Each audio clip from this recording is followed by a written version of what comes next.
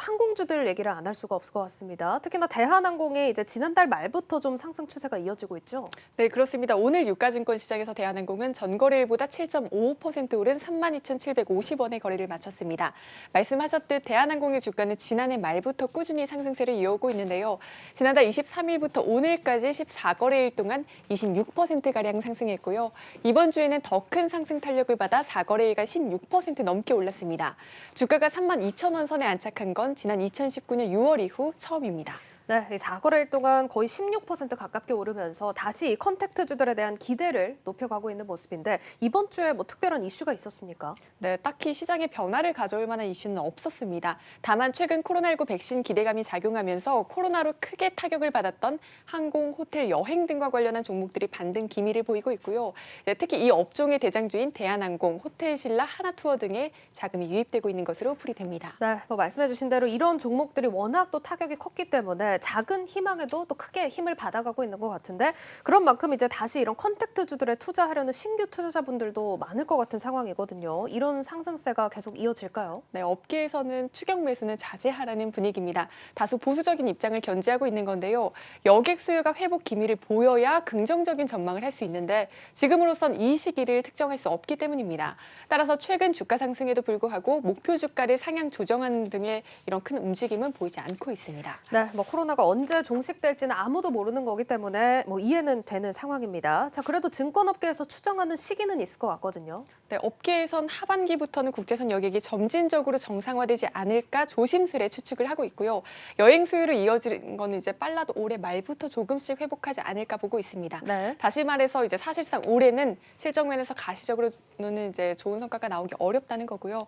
다만 이제 증권업계에선 올해부터 점진적으로 회복되면 내년 실적 정도에는 반영될 것이라고 보고 있습니다. 네, 실적으로도 뭐 성과는 올해 말부터 이제 내년쯤 반영이 되는 만큼 좀 중장기적으로 지켜보는 게 낫겠네요. 네, 투자는 본인의 판단이지만 증권업계에선 그렇게 보고 있습니다. 네. 언제가 될지는 예상할 수 없지만 국가 간 이동이 자유로워지고 또 여행 수요도 회복되면 실적과 주가는 따라와 줄 걸로 보이고요. 또 아시아나항공의 인수합병 이슈까지 맞물려 코로나19 이후의 기대감은 굉장히 큰 상황입니다.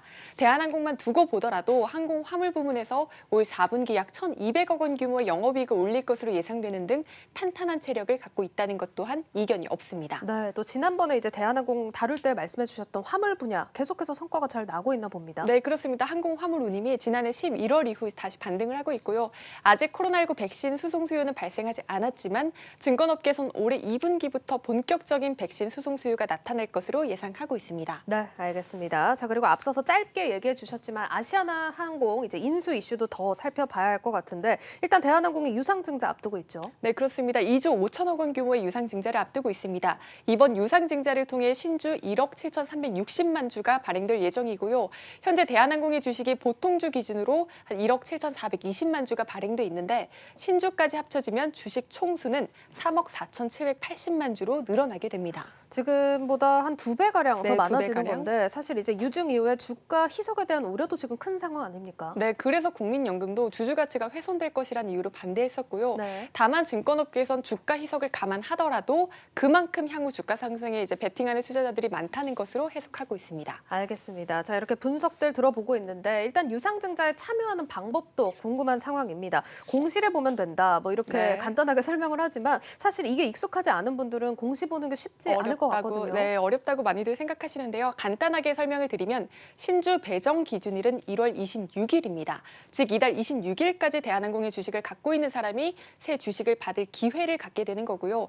26일까지 주주 명부에 이름을 올리려면 이틀 전에는 매수를 하셔야 합니다. 네. 따라서 늦어도 22일에는 대한항공 주식을 사야 합니다. 들어보면 배당이랑 좀 네, 비슷하게 그렇습니다. 이해를 하면 되겠네요. 일단 이틀 전까지 매수를 해야 된다. 네, 그렇습니다. 이때까지 매수를 했다라고 하면 주식 보유 수량에 따라 새 주식을 배정받을 수 있는 물량도 정해지는데요.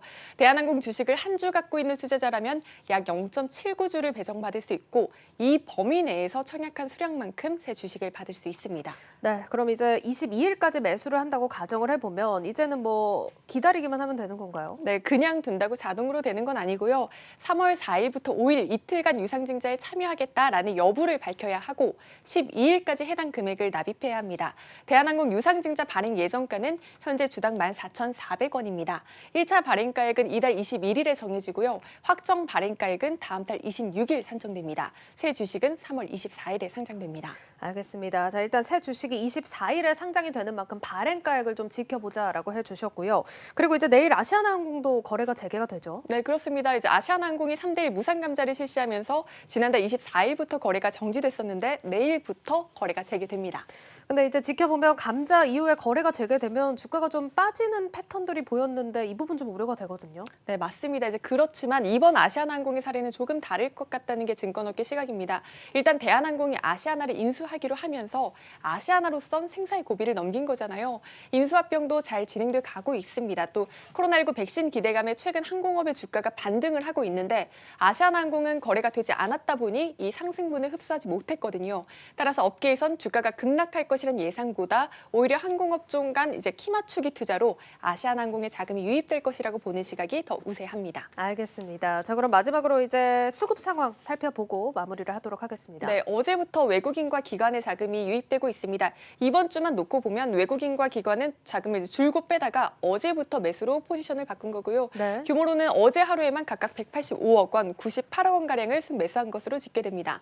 오늘도 잠정 집계치지만 외국인과 기관이 자금을 넣은 것으로 확인됩니다. 네, 여기까지 들어보도록 하겠습니다. 지금까지 증권부 박혜린 기자와 함께했습니다.